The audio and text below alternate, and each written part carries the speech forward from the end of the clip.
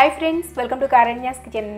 కారణ్యాస్ కిచెన్లో ఈరోజు వీడియోలో మామూలుగా మనం ఎప్పుడు చేసుకునే ఎగ్ ఫ్రైడ్ రైస్ కాకుండా ఈరోజు గోంగూర వేసి ఎగ్ ఫ్రైడ్ రైస్ చేసుకోండి. టేస్ట్ అయితే అద్భుతంగా ఉంటుంది. పుల్లపుల్లగా కారం కారంగా మధ్యలో ఉల్లిపాయ ముక్కలు నంచుకుని తింటే ఇంకా స్వర్గమేనమాట, అంత టేస్టీగా ఉంటుంది. అండ్ దీన్ని మీరు లంచ్ బాక్స్లో కూడా పెట్టివ్వచ్చు పిల్లలకి హ్యాపీగా. సో ఎలా తయారు చేసుకోవచ్చు అనేది వీడియోలోకి వెళ్ళి చూసేయండి.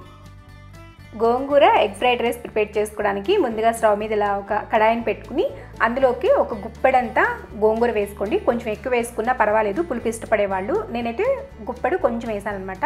గ్రామ్స్లో అయితే 100 గ్రాముల వరకు. కట్టల్లో చెప్పాలంటే మీడియం సైజ్ కన్నా కొంచెం చిన్నగా ఉండే కట్ట ఒకటి సరిపోతుంది. నెక్స్ట్ ఇందులోకి ఒక 10 నుంచి 15 వరకు పచ్చిమిర్చి కూడా మీరు తినే ఘాటుకు తగ్గట్లుగా వేసుకోండి. అలాగే ఒక స్పూన్ వరకు నూనె వేసుకుని ఫ్లేమ్ని మీడియం టు హై అడ్జస్ట్ చేసుకుంటూ ఫస్ట్ మీడియంలో పెట్టుకోండి. కొంచెం ఉడుకు మగ్గు వస్తుంది కదా, నీళ్ళు కూడా రిలీజ్ అవుతాయి. అప్పుడు హైలో పెట్టుకుని ఇది బాగా ఉడికేంత వరకు ఉడికించుకోండి. కాసేపట్లోనే చక్కగా మెత్తగా అయిపోతుంది. గోంగూర ఉడకడానికి పెద్దగా టైం ఏం పట్టదనమాట. కాకపోతే మనం వేసుకున్న పచ్చిమిర్చి అనేది కాస్త రంగు మారేంత వరకు ఉడికించుకోండి. చూడండి, ఇక్కడ నేను మీకు చూపిస్తున్నాను. ఈ విధంగా ఉడికించుకునే ఈ గోంగూరను చక్కగా తీసేసి స్టవ్ ఆఫ్ చేసుకుని పక్కన పెట్టుకోండి. పూర్తిగా చల్లారాలి. చల్లారిన తర్వాత మిక్సీ జార్లో వేసి మెత్తటి పేస్ట్ లాగా ప్రిపేర్ చేసుకోవాలన్నమాట. ఇవి గ్రైండ్ చేసుకునే ముందు గ్రైండ్ చేసుకునేటప్పుడు అదే మిక్సీ జార్లో ఒక చిన్న ముక్క అల్లంని సన్నగా కట్ చేసుకుని వేసుకోండి. ఒక 5 లేక 6 వరకు వెల్లుల్లి రెమ్మలు తొక్క తీయాల్సిన అవసరం లేదు, అలాగే వేసుకోండి. కొద్దిగా కొత్తిమీర లేదంటే పుదీనా అయినా వేసుకోవచ్చు. వేసి ఎక్కడ కూడా మనకి గోంగూర అనేది తగలకోకుండా మెత్తగా గ్రైండ్ చేసుకోండి. చూడండి, ఇలా ఉంటే సరిపోతుంది. సో మనకి గోంగూర పేస్ట్ రెడీ అయిపోయింది కదా. ఇంకా ఫ్రైడ్ రైస్ చేసుకోవడం చాలా సింపుల్. ముందుగానే అంటే మీరు మిగిలిన అన్నంతో అయినా, రాత్రి మిగిలిన అన్నంతో అయినా దీన్ని చేసుకోవచ్చు. లేదంటే అప్పుడే ఫ్రెష్గా వండుకునైనా సరే చేసుకోవచ్చు. కాకపోతే ఫ్రెష్గా చేసుకున్నట్లయితే కొంచెం అన్నం చల్లారనివ్వండి. అప్పుడు మీకు ముద్దగా అవ్వకోకుండా అండ్ అన్నం కూడా విరిగిపోకుండా వస్తుందన్నమాట. ఇలా ఉడికించుకుని పక్కన పెట్టుకుని పూర్తిగా చల్లారనివ్వండి. నెక్స్ట్ స్టవ్ మీద అదే కడాయిని పెట్టుకుని దానిలోకి 1 టేబుల్ స్పూన్ అంతా నూనె వేసుకోండి. నూనె కాస్త వేడైన తర్వాత కొంచెం ప్యాన్ని అలా స్ప్రెడ్ చేసుకుంటే నూనె అంతా కూడా ప్యాన్కి స్ప్రెడ్ అవుతుంది. అప్పుడు ఎగ్ అనేది అంటుకోకుండా ఉంటుందన్నమాట. ఇప్పుడు ఒక 3 కోడిగుడ్లను తీసుకుని ఇలా అదే నూనెలో పగలకొట్టేసుకోండి. పగలకొట్టిన తర్వాత ఇందులో కొద్దిగా ఉప్పు, 1 టీ స్పూన్ అంత కారం వేసుకోండి. వేసి మీడియం టు హై ఫ్లేమ్లో ఒక్కసారి అలా కలిపేసేసి వదిలేసేయండి. ఇది మరీ చిన్న పీసెస్ లాగా చేసుకోవద్దు. తినేటప్పుడు అక్కడక్కడ తగులుతూ ఉంటే టేస్ట్ అనేది బాగుంటుంది.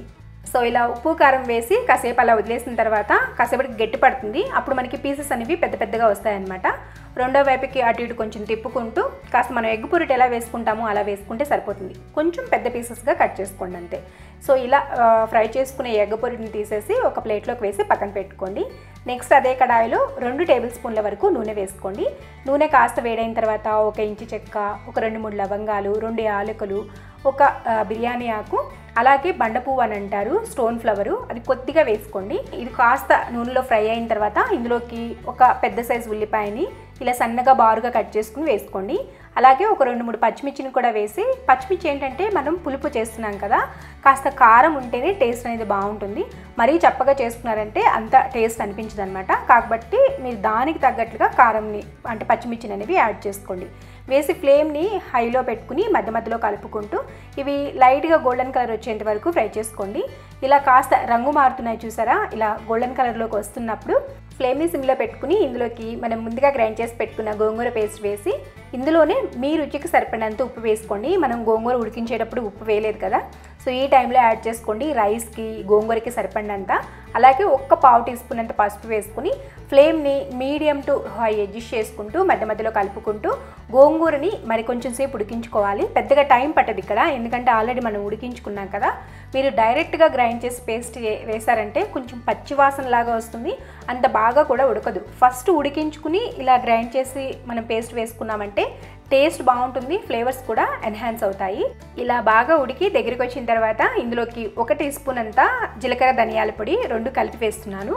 అలాగే 1 టీ స్పూన్ అంతా గరం మసాలా లేదంటే బిర్యానీ మసాలా వేసుకున్నా కూడా టేస్ట్ బాగుంటుంది. అలాగే ఒక 1/2 టీ స్పూన్ అంతా కారం వేసుకోండి. ఇక్కడ మనం కూర కారం అనేది ఎక్కువ వాడటం లేదనమాట.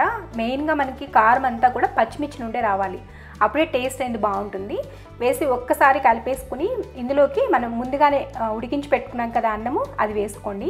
వేసి ఇదంతా గోంగూర అంతా కూడా రైస్కి బాగా పట్టేటట్లు ఫస్ట్ మీడియంలో పెట్టుకుని కలుపుకోండి. ఇక్కడ నేను బాస్మతి రైస్ వాడుతున్నాను. మీరు నార్మల్గా మనం ఇంట్లో ఏ అన్నం అయితే వండుకుంటామో ఆ అన్నంతో కూడా, మిగిలిపోయిన అన్నంతో కూడా చేసుకోవచ్చు. చెప్పాలంటే దీనికన్నా కూడా అదే టేస్ట్ బాగుంటుంది, కానీ వీడియోలో చూడడానికి బాగుంటుంది అని చెప్పి నేను బాస్మతి రైస్ తీసుకున్నాను అంతే. సో ఇలా కలుపుకున్న తర్వాత చూడండి అంత బాగా మిక్స్ అవ్వాలి. మిక్స్ అయిన తర్వాత మనం ముందుగా ఫ్రై చేసి పెట్టుకున్న ఎగ్స్ ఉన్నాయి కదా, వాటిని వేసి మరొకసారి కలుపుకుని సాల్ట్ చెక్ చేసుకోండి. ఒకవేళ సరిపోకపోతే ఈ టైంలో యాడ్ చేసుకోండి. కారము, ఉప్పు, పులుపు ఇవి 3 కూడా కరెక్ట్గా ఉన్నాయంటే రైస్ టేస్ట్ నెక్స్ట్ లెవెల్ ఉంటుంది. బిర్యానీ, పులావులకి మించి ఉంటుంది దీని టేస్ట్. ఒకసారి ట్రై చేస్తే మీరే అంటారు అవునక్క చాలా బాగుంది టేస్ట్ అనేది అని. ట్రై చేయండి. ఎప్పుడైనా మనకి ఏం వండుకోబుద్దైనా సింపుల్గా ఇలా ఘాటుగా చేసుకున్నామంటే టేస్ట్ ఎక్సలెంట్. లాస్ట్లో కొద్దిగా కొత్తిమీర వేసి మరొకసారి కలిపి స్టవ్ ఆఫ్ చేసేయడమే. కాకపోతే మనం ఫస్ట్లో మీడియం ఫ్లేమ్లో పెట్టుకున్నాం కదా గోంగూర కలిపేటప్పుడు, ఆ తర్వాత అంత చక్కగా కొంచెం మిక్స్ అయింది అన్న తర్వాత ఫ్లేమ్ని ఖచ్చితంగా హైలో పెట్టాలి. హైలో పెట్టి ఒక 2-3 నిమిషాల పాటు బాగా టాస్ చేయాలన్నమాట. అలా కలుపుతూ ఉంటే ఆ వేడి అనేది రైస్కి పట్టి బాగా మంచిగా ఫ్రై అవుతుంది. సో అంతే, చాలా సింపుల్ అండ్ చాలా టేస్టీ అయిన గోంగూర ఎగ్ ఫ్రైడ్ రైస్ రెడీ అయిపోయింది. ట్రై చేయండి. ట్రై చేసాక ఎలా వచ్చిందో కింద కామెంట్ చేయండి. మీకు ఈ వీడియో కానీ నచ్చినట్లయితే వీడియోని ఒక లైక్ చేసి ఈ వీడియోని మీ ఫ్రెండ్స్కి, రిలేటివ్స్కి షేర్ చేయండి. మరిన్ని యమ్మీ అండ్ టేస్టీ రెసిపీస్ కోసం కారణ్యాస్ కిచెన్ని సబ్స్క్రైబ్ చేసుకోండి. పక్కనే ఉన్న గంట సింబల్ని కూడా నొక్కండి. Thanks for watching.